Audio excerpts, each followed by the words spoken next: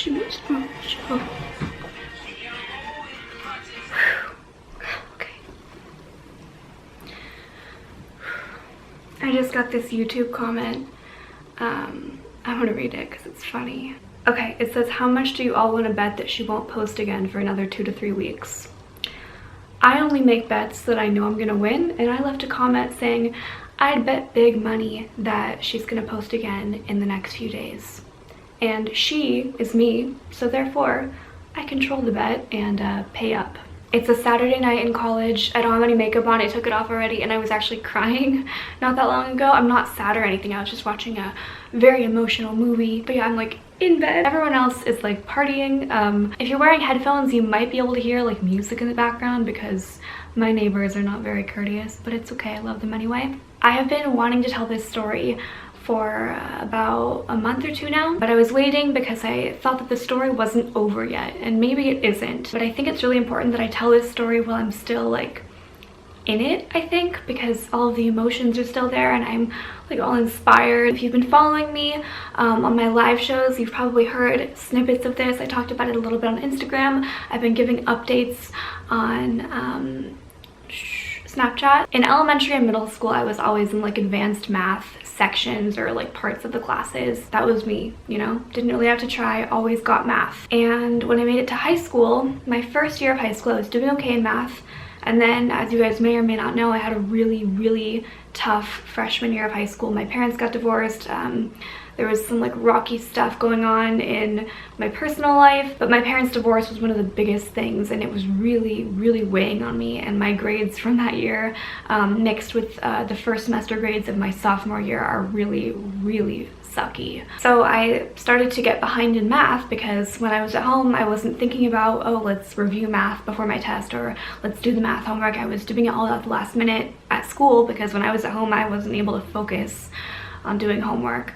In fact, I filmed so many videos my freshman year of high school and especially my sophomore year of high school because that was like my biggest escape from everything that was going on. So I started falling behind in math. Anyway, I passed math my freshman year of high school. It was geometry, and so I moved into Algebra 2 my sophomore year, and I was so behind and I didn't know how to be behind in math because math had always been easy for me. I never really had to try. I just had to like watch what the teacher did and I got it. But because I had been so distracted and like hadn't been in the right mindset, I guess, to be learning, I was behind and I didn't know how to really learn that well in a math classroom. So I really struggled in Algebra 2. I think I went home with a C, which was passing, but that wasn't normal for me. My junior year math class, my school counselor figured, okay, she's just not a math person, so we should put her in like a slower math course. So I was in like the opposite of an honors math class. Like however much an honors class is advanced, this class was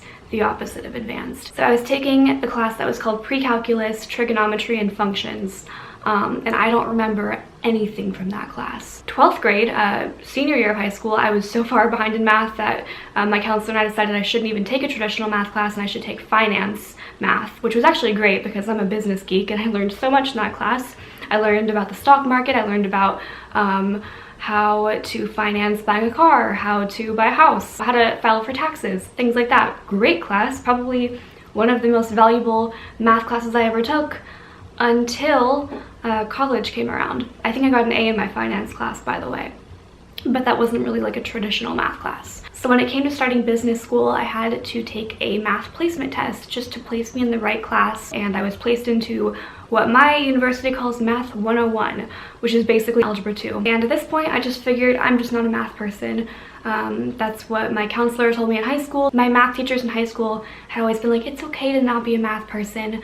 You don't need to worry about it. Not everyone's a math person. And I got that. It was comforting. So I make it to college and I did not know how to learn in a math classroom. I was so like unmotivated, which is not like me if you know me at all. The first half of the class I was failing, and I remember thinking, I can't fail this class. It's a waste of money, it's a waste of time. I need to get a passing grade, which is a D, to move on. I need to move on. This is like my time. Like I don't care about the letter grade for me. It's about if I learned and if I made good use of my time, because for me, like I'm in college to learn. I'm not in college to get a bunch of things on a piece of paper that look good. I'm here to like learn, and that's the only reason.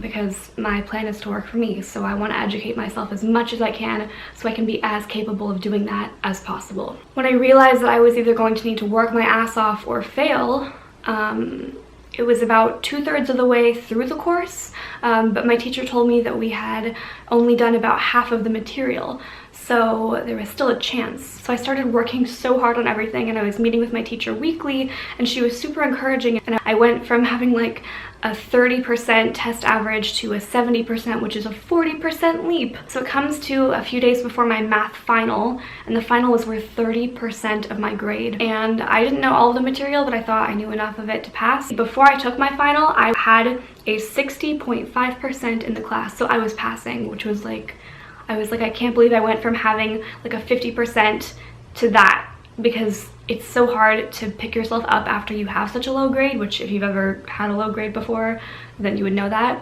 And I took the final, and it like wasn't possible for me to push it that far, because I was already behind on all the material from the first half of the semester that I hadn't learned. Like, I knew all the stuff from once I started like hustling and working really hard, but I didn't know everything from before. So a few days into winter break, I got an email from my school with my grades from the semester, and I did really well in everything. I got 100% in my business class. Just saying, really proud of that. But I failed math. I had never failed a class before. I'd never even gotten a D before. I'd gotten C's before in math, but I'd never gotten a D or an F before. And I failed math, and I remember thinking, this sucks, because I worked so hard. And this means that I have to retake the class. And when I had picked my classes for spring semester, I had planned my schedule around the next math class that I thought I would be taking, because I thought I would pass this math class. And so I knew that my whole schedule would be messed up if I couldn't advance into the next math class. And I was like, what can I do? When I checked my email and saw that my grades were there, I was actually just about to go to sleep. It was like, I don't know, 1 a.m. And so I was like, okay, like, I'm just gonna go to sleep. It'll be better in the morning. The lights were already off. I put my laptop on the ground and was like laying looking at the ceiling for about 30 seconds before I was like, nope, we're gonna deal with this now. And I pulled my laptop out, I grabbed a notebook, a pencil, and I signed up for Khan Academy in like a minute. And I was doing math for like 2 hours that night. I woke up the next morning, I did more math, and I was like, I'm going to fill in all of my math gaps from this class. And so for every single day of winter break, including on Christmas and on my birthday, I was doing 2 to 3 hours of math. And I was having a hell of a good time. This has been impeding my progress for so long, and this was so simple. Like, I could have fixed this on my own so long ago. Like, I was getting frustrated at the fact that like it had taken me so long, but I was excited that I was passing these points. Finally, at the end of break, I had finished the entirety of algebra on Khan Academy, which is a lot of work. I filled up 3 notebooks just like with my math problems that I was doing.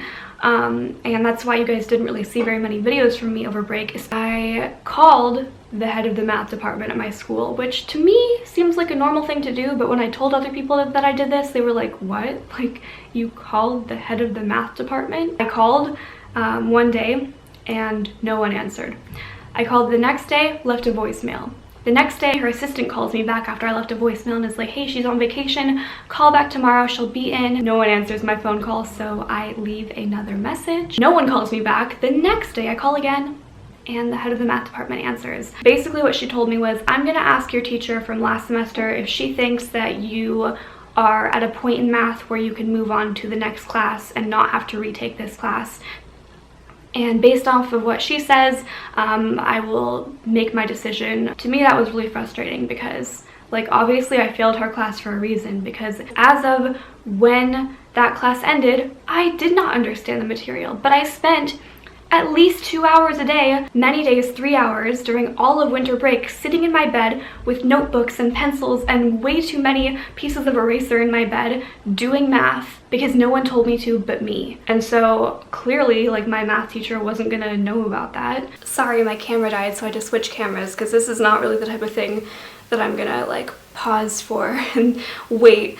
an hour for my battery to charge and then start talking again. But like, I get it. What person is going to believe that someone who failed math, not like got a B or got a C or even got a D, but someone who failed math spent 2 to 3 hours a day doing math during all of winter break? Like, who's gonna believe that? Who would believe that even if you got an A in math? Like, what person does 3 hours of math every day during their winter break? So the next day I get an email from the head of the math department being like, yeah, you need to retake the class. And I was so defeated because not only did it mean to me that, like, great, I have to retake this class, but then it was also really awful because I kind of planned my entire schedule around this other math class. So I had to switch math classes, and I'm a business major. I love business classes. Like I told you guys, like I got 100% in my last business class. This semester I can't take a business class because there was only one time slot where this other math class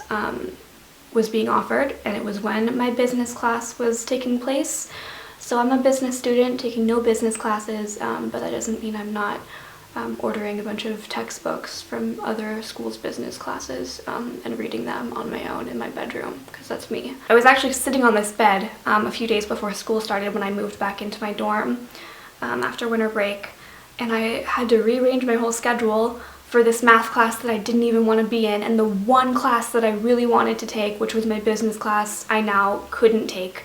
And I emailed my counselor being like, are there any other sections of the business class that are available, or can you like open up a slot for me in one of them? And he was like, no. And I remember like calling my mom and being like, nobody wants to help me, and crying because I was so frustrated because this had like built up for months. But I went into my math class that I had to retake, and it was with a different teacher. My original teacher was great, and my new teacher is also great, and I was like, well, if I'm gonna take this class, then I'm gonna get a hella good grade in this class. So I get like 100% on everything, quizzes, homework, everything like that. Last week, we just had our first exam, and exams are worth 15% of your grade each. So we have 3 exams, 45%, plus a 30% final.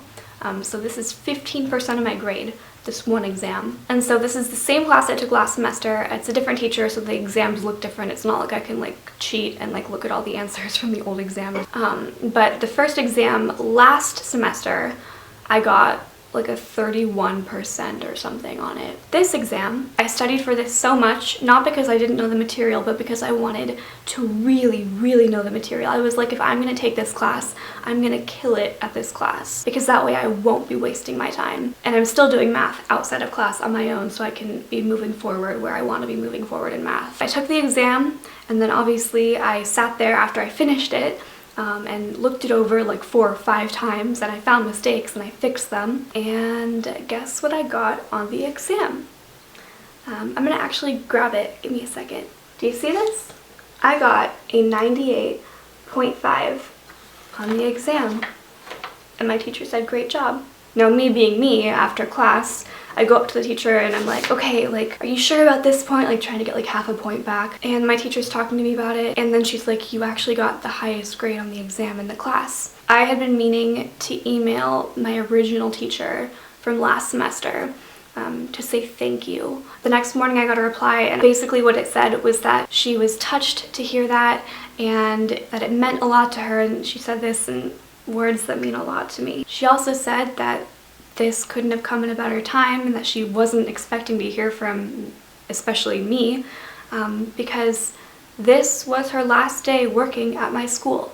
I happened to email her the night before her last day working here. I didn't know that she was leaving. She's worked here for 26 years, and I happened to email her the night before her last day, and I was like, wow.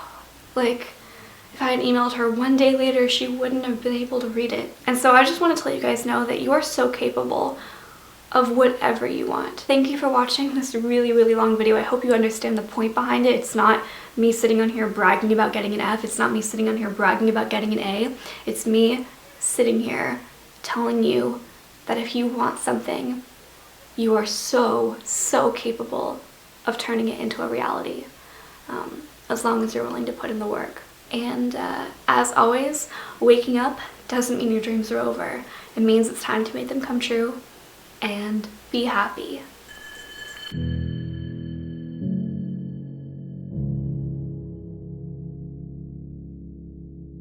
So I really like Starbucks. I go probably 3 or 4 times a week because we have one on my college campus